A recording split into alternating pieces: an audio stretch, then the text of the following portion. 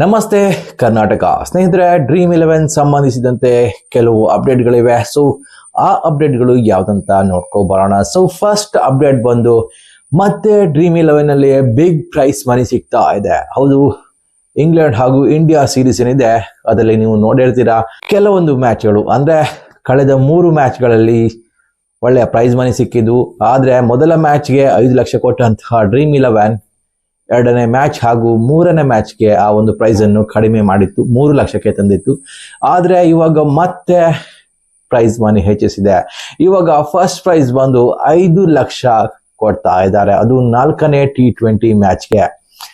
ಈ ಲೆಕ್ಕದಲ್ಲಿ ನೋಡೋದಾದ್ರೆ ಮುಂದಿನ ದಿನಗಳಲ್ಲಿ ಡ್ರೀಮ್11 ಕಡೆಯಿಂದ ಮತ್ತೆ ಕೋಟಿ ಗೆಲ್ಲುವಂತಹ ಅವಕಾಶ ಸಿಕ್ಕಿದ್ರು ಸಿಕ್ಬಹುದು. ಒಂದು ವೇಳೆ ಆತರ ಏನಾದ್ರು ಆದ್ರೆ ಡ್ರೀಮ್11 ತನ್ನ ಮಾಡೆಲ್ ಅನ್ನು ಸ್ವಲ್ಪ ಚೇಂಜ್ ಮಾಡಬಹುದು ಅಂತ ಅನಿಸ್ತಾ ಇದೆ. ಯಾಕಂತ ಹೇಳಿದ್ರೆ ಹಿಂದೊಮ್ಮೆ ಜನರಿಗೆ ಕೊಟ್ಟಂತಹ ಸಬ್ಸ್ಕ್ರಿಪ್ಷನ್ ಮಾಡೆಲ್ ಏನಿದೆ ಮತ್ತೆ ಜಾರಿಯಾದ್ರೂ ಆಗ್ಬೋದು ಅಂತ ಕೆಲವೊಂದು ಸೋರ್ಸ್ಗಳು ಹೇಳ್ತಾ ಇದ್ದಾವೆ. ಸೊ ನೋಡೋದಾದ್ರೆ ಒಂದ್ ವೇಳೆ ಸಬ್ಸ್ಕ್ರಿಪ್ಷನ್ ಮಾಡೆಲ್ ಪುನಃ ರಿಟರ್ನ್ ಆದ್ರೆ ಆವಾಗ 1 ಕೋಟಿಯ ಫಸ್ಟ್ ಪ್ರೈಸ್ ಏನಿದೆ ಅದು ಕಾಣ ಸಿಗ್ಬೋದು ಅಂತ ಹೇಳಲಾಗ್ತಾ ಇದೆ. ಸದ್ಯದ ಮಟ್ಟಿಗೆ ನೋಡೋದಾದ್ರೆ ನೀವು ಫ್ರೀ ಆಗಿ 5 ಲಕ್ಷ ವಿನ್ ಆಗ್ಬೋದಾಗಿರ್ತದೆ, ಅದು ಡ್ರೀಮ್11 ನಲ್ಲಿ. ಸೊ ಯಾರಾದ್ರೂ ಡ್ರೀಮ್11 ಆಟ ಆಡೋರಿದ್ರೆ ಫಟಾಫಟ್ ಟೀಮ್ ಮಾಡಿ, ನಿಮ್ಮ ಲಕ್ ಚೆನ್ನಾಗಿದ್ರೆ ಅಥವಾ ನಿಮ್ಮ ಸ್ಕಿಲ್ ಚೆನ್ನಾಗಿದ್ರೆ ನೀವು ಖಂಡಿತವಾಗಿಯೂ ಫಸ್ಟ್ ಪ್ರೈಸ್ ಅನ್ನು ವಿನ್ ಆಗ್ಬೋದು ಅಂತ ಹೇಳ್ಬೋದಾಗಿರ್ತದೆ. ಇನ್ನು ನೆಕ್ಸ್ಟ್ ಬಂದು ಡ್ರೀಮ್11 ಫ್ರಾಡ್ ಮಾಡ್ತಾ ಇದೆಯಾ? ಹೌದು, ಈ ರೀತಿಯಾದಂತಹ ಮಾತುಗಳು ಕೂಡ ಕೇಳಿ ಬರ್ತಾ ಇದೆ. ಯಾಕೆ ಈ ರೀತಿಯಾದಂತಹ ಮಾತುಗಳು ಕೇಳಿ ಬರ್ತಾ ಇದಾವೆ ಅಂತ ಹೇಳಿದ್ರೆ, IPL ನಲ್ಲಿ ವಿನ್ನರ್ ಆದಂತಹ ಪ್ಲೇಯರ್ಗಳ ಪ್ರೊಫೈಲ್ ನೋಡ್ತಾ ಇದ್ರೆ ಈ ಒಂದು ಅನುಮಾನ ಕೆಲವೊಬ್ಬರಲ್ಲಿ ಹುಟ್ಟಿಸಿತ್ತು. ಆದ್ರೆ ಇವಾಗ ಮತ್ತೆ ಅದೇ ಒಂದು ಮಾತು ಇವಾಗ ಜಾಸ್ತಿಯಾಗಿ ಎದ್ದು ಕಾಣ್ತಾ ಇದೆ. ಏನಂತ ಹೇಳಿದ್ರೆ, ಡ್ರೀಮ್11 ನಲ್ಲಿ ಮೊದಲು ಟೀಮ್ ಮಾಡುವಾಗ ಸಲೀಸಾಗಿ ಟೀಮ್ ಮಾಡ್ಲಿಕ್ಕೆ ಆಗ್ತದೆ, ನಂತರ ಅಂದ್ರೆ ಯಾವಾಗ ಲೈನ್ ಅಪ್ ಬರ್ತದೋ ಆವಾಗ ಟೀಮ್ ನ ಜಾಯಿನ್ ಮಾಡೋಕೆ ಅಥವಾ ಟೀಮ್ ನ ರೀ ಎಂಟ್ರಿ ಮಾಡೋಕೆ ತುಂಬಾನೇ ಕಷ್ಟ ಆಗ್ತದೆ. ಯಾಕಂತ ಹೇಳಿದ್ರೆ ಸರ್ವರ್ ಇಶ್ಯೂ ಅಂತಾನೆ ಬರ್ತಾ ಇದೆ.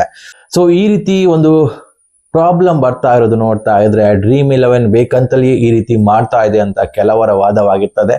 ಸೊ ಈ ರೀತಿಯಾದಂತಹ ಮಾತುಗಳು ಕೂಡ ಕೇಳಿ ಬರ್ತಾ ಇರೋದಂತೂ ನಿಜವಾಗಿರ್ತದೆ. ಯಾಕಂತ ಹೇಳಿದ್ರೆ ಡ್ರೀಮ್11 ಸರ್ವರ್ ನ ಫ್ರೀ ಆಗಿ ಇಟ್ಟಿದ್ರೆ ಖಂಡಿತವಾಗಿಯೂ ಸಲೀಸಾಗಿ ಟೀಮ್ ನ ಜಾಯಿನ್ ಮಾಡಬಹುದಾಗಿರ್ತದೆ. ಆದ್ರೆ ಇಲ್ಲಿ ಡ್ರೀಮ್11 ಆ ಮ್ಯಾಚಿನ ಲೈನ್ ಅಪ್ ಮುಗಿಯುವವರೆಗೂ ಆ ಒಂದು ಸಮಸ್ಯೆ ಎದ್ದು ಕಾಣ್ತಾ ಇದೆ ಡ್ರೀಮ್11 ನಲ್ಲಿ. ಇನ್ನು ನೆಕ್ಸ್ಟ್ ಅಪ್ಡೇಟ್ ಕಡೆ ಹೋಗೋದಾದ್ರೆ ಡ್ರೀಮ್11 ನ ಕೋ ಫೌಂಡರ್ ಅಮಿತ್ ಶರ್ಮಾ ಏನಿದ್ದಾರೆ ಇವಾಗ ರಿಸೈನ್ ಮಾಡಿದಾರಂತೆ. ಇವರು ಚೀಫ್ ಟೆಕ್ನಿಕಲ್ ಆಫೀಸರ್ ಕೂಡ ಆಗಿರ್ತಾರಂತೆ. ಡ್ರೀಮ್11 ನಲ್ಲಿ AI ಅಥವಾ ಟೆಕ್ನಿಕಲಿ ಸಂಬಂಧಿಸಿದಂತಹ ಎಲ್ಲಾ ವ್ಯವಸ್ಥೆಯನ್ನು ಇವರೇ ನೋಡ್ಕೊಳ್ತಾ ಇದ್ರಂತೆ. ಸೊ ಇವಾಗ ಇವರು ರಿಸೈನ್ ಮಾಡಿದಾರಂತೆ. ರೀಸನ್ ಅಂತ ಇನ್ನೂ ಸರಿಯಾಗಿ ಗೊತ್ತಿಲ್ಲ. ಆದ್ರೆ ಅವರು ಹೇಳುವ ವರದಿ ಪ್ರಕಾರ ನೋಡಿದ್ರೆ ಡ್ರೀಮ್11 ಅಲ್ಲಿ ಕಳೆದ 10 ವರ್ಷಗಳಿಂದ ಅವರು ಸೇವೆ ಸಲ್ಲಿಸ್ತಾ ಇದ್ದಾರಂತೆ. ಇನ್ನು ಹೊಸತನಕ್ಕೆ ಅವರು ಮುಖ ಮಾಡ್ತಾ ಇದ್ದಾರೆ. ಅಂದ್ರೆ ಮೇ ಬಿ ನೋಡೋದಾದ್ರೆ ಅವರು ತನ್ನದೇ ಆದಂತಹ ಒಂದು AI ಸ್ಟಾರ್ಟ್ಅಪ್ ಮಾಡ್ತಾರೆ ಅಂತ ಅನಿಸ್ತಾ ಇದೆ. ಸೊ ಅದೇ ರೀತಿಯಾದಂತಹ ಹಿಂಟ್ ಕೂಡ ಕೊಟ್ಟಿದ್ದಾರೆ.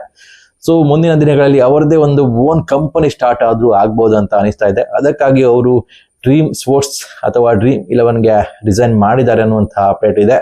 ಇನ್ನು ನೆಕ್ಸ್ಟ್ ಅಪ್ಡೇಟ್ ಡ್ರೀಮ್11ಗೆ ಸಂಬಂಧಿಸಿದಂತೆ ಅಥವಾ GST ವಿಷಯಕ್ಕೆ ಸಂಬಂಧಿಸಿದಂತೆ ಸರ್ಕಾರ ಇವಾಗ ಜುಲೈ 16ರಂದು ಒಂದು ಸಭೆ ನಡೆಸ್ತಾ ಇದೆ ಅಂತೆ. ಇದರಲ್ಲಿ ಇಡೀ ದೇಶದ GSTಯ ಕುರಿತಾಗಿ ಚರ್ಚೆ ಆಗ್ತದೆ. ಸೊ ಯಾವುದಕ್ಕೆ ಎಷ್ಟು GST ಅಂತ ಪುನಃ ಒಂದು ಕೂಲಂಕುಷವಾಗಿ ಚರ್ಚೆ ಆಗ್ತದೆ ಅಂತ ಹೇಳಲಾಗ್ತಾ ಇದೆ. ಸೊ ಇಲ್ಲಿ ಒಂದು ಹೋಪ್ ಅಂತ ಹೇಳಿದ್ರೆ 1.5 ಲಕ್ಷ ಕೋಟಿ ಟ್ಯಾಕ್ಸ್ ಹಾಕಿದ್ದಾರೆ. ಸೊ GST ಹಾಕಿದ್ದಾರೆ, ಅದನ್ನು ಕೊಡ್ಬೇಕಂತ ಹೇಳಿದ್ದಾರೆ ಗವರ್ಮೆಂಟ್ನವರು.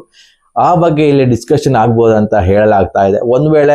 ಒಂದ್ ವೇಳೆ ಆ ಟ್ಯಾಕ್ಸ್ ಏನಾದ್ರೂ ಕಮ್ಮಿ ಪ್ರಮಾಣದಲ್ಲಿ ಬಿದ್ರೆ ಡ್ರೀಮ್11 ಇಲ್ಲಿ ಮರುಜೀವ ಕಂಡಂತೆ ಅಂತ ಹೇಳ್ಬೋದಾಗಿರ್ತದೆ. ಸರಳ ಭಾಷೆಯಲ್ಲಿ ಹೇಳೋದಾದ್ರೆ 1.5 ಲಕ್ಷ ಕೋಟಿ GST ಏನಿದೆ ಅದು ಈ ಫ್ಯಾಂಟಸಿ ಕಂಪನಿಗಳು ಸರ್ಕಾರಕ್ಕೆ ಕೊಡ್ಬೇಕಿತ್ತು.